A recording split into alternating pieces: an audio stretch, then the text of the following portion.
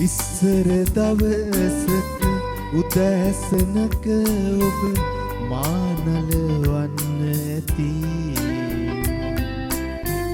මාහඬනා විට දුක ඉපදී මට ලේකිරි දෙන්න ඇති මගේ හිස පිරීමැද මගේ ගත පිරීමැද මුව සිප ගන්න ඇති ඔබ යන විට මා කැටුව යන්න නම් අමතක වෙන්න ඇති අම්මායයි කීමට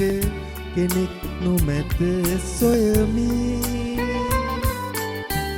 පැහැදිලි නැති එක ඡායාවක්